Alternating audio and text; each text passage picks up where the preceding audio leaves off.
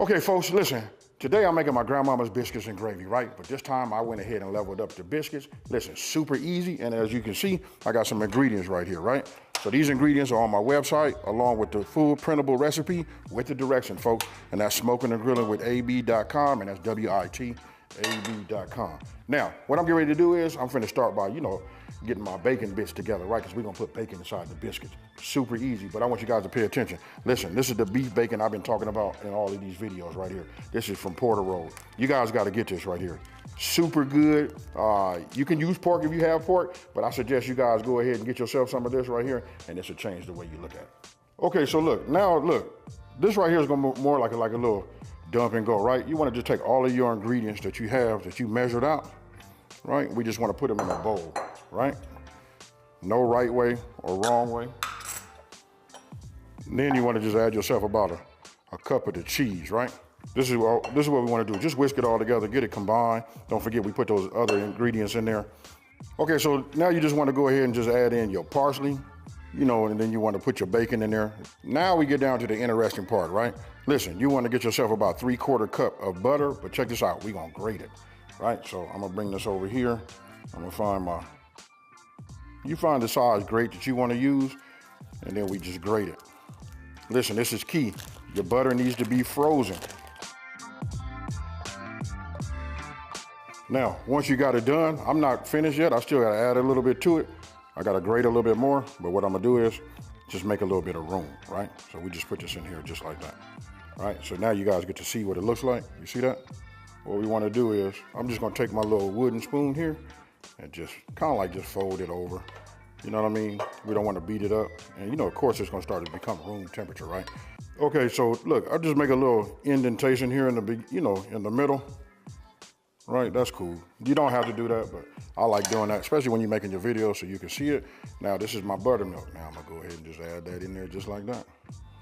Kind of like just like work it in, just like this. Now what we're doing is making a dough, folks. If we haven't said that already, or you guys haven't figured it out. But you see how I'm just folding this over just like this? You know what I mean? It's starting to absorb. Now this is gonna turn into a ball of dough. So I done cleaned up all of my surroundings right here, because I'm gonna be using this slate right here, my countertop. This is where we're gonna kind of like make it, make the dough, right? So I'm gonna put a little flour down, but I just wanna show you, when you get to this consistency right here, look at this. You see that right there? You see how that is? This is what I'm saying. When it starts to look like this, it won't all be mixed as of yet, but it will be in just a minute.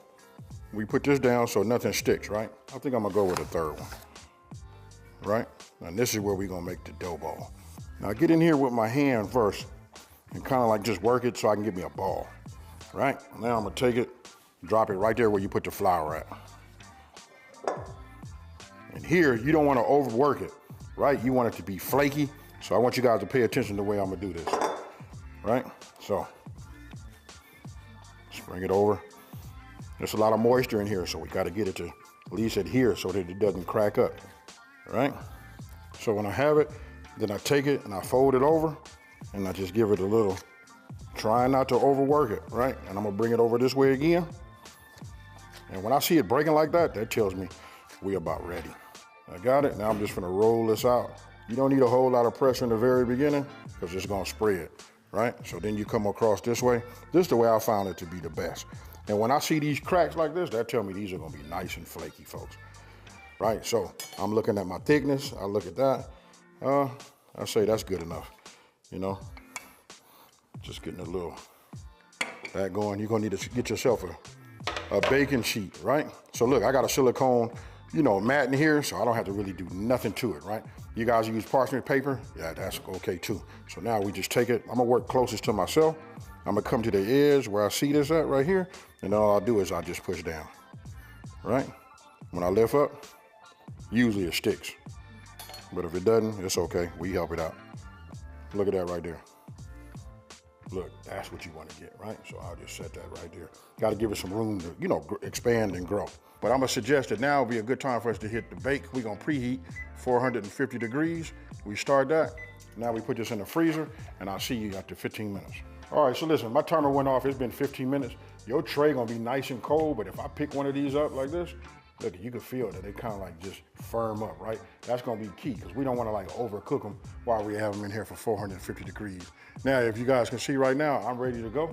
Now we finna put these in the oven for 14 to 17 minutes, right? So I'm gonna open these up, put these in there. Let me get one in my hand now so we can keep that heat in there, and let's go. Listen, I got a little heat under the bottom. I'll show you guys right now. I got a little medium flame going. I'm heating up my pan, right? I can put a dash of a little bit of olive oil in here, just a dash, you know what I mean?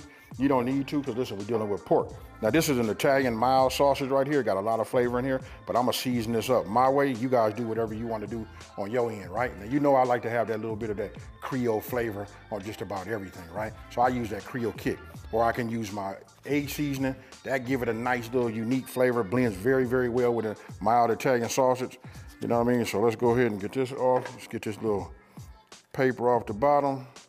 We got a little heat in this. We drop this in and we let that work. Okay, so look, if you pay attention right here, listen, I left it down there, you know, flat like that, just sort of form like a little bit of a crust. But you know what? I guess it doesn't make sense because we're gonna, you know, break it down and do it like that, right?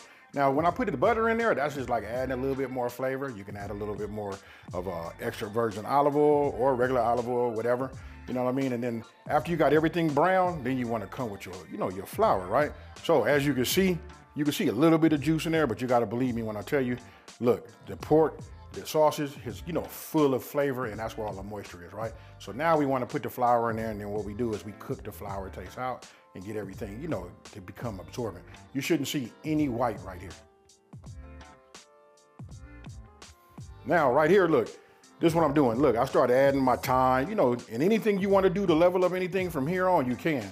You can see that I got that Creole kick over there. Obviously, I'm gonna use that. But you know what? When you say, you know, biscuits and gravy, you know you gotta have that pepper, right? So now adding the Creole kick on here, this is the flavor that I was trying to achieve.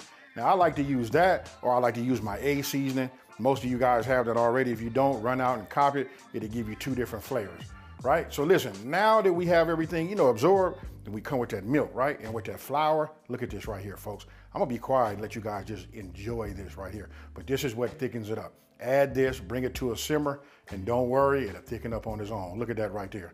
And just wait till I show it to you again. Now, look at these biscuits right here. This is what I'm talking about. Now listen, remember we put them in the freezer? Look, that slowed them down from cooking so much so they don't get so crispy around the edges. But look at that, golden brown.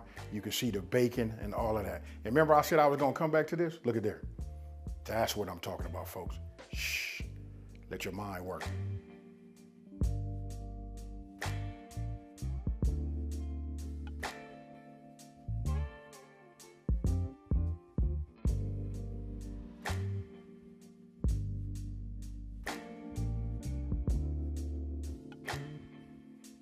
So listen, there you have it. It's all right there for you. A lot of times we hadn't even ever made this before. You know what I mean? Super easy to make. You know what I mean? A lot of talking, but I had to do that so I can explain it and show the steps, right? But I can tell you this right now, when I go ahead and hit it like that, get a little bit of this gravy, get a little bit of that, uh-oh, we dropped a little bit. Get a little bit of that biscuit, and cheers, y'all. This right here is fire, folks. Listen, I'm not finna hold you guys. Now you guys know how to do it. Make this. Make sure you serve your parents, your grandparents, and if you're fortunate enough to have your great-grandparents, serve them this too, and tell me what they think. Now, with that being said, listen, if you're new to my channel, you know what to do. Like, subscribe, and tell everybody out there. There's a channel out here that's simplifying these recipes and taking the mystery out of cooking. Now it's time for me to get that tall glass of ice cold milk, and I'm out.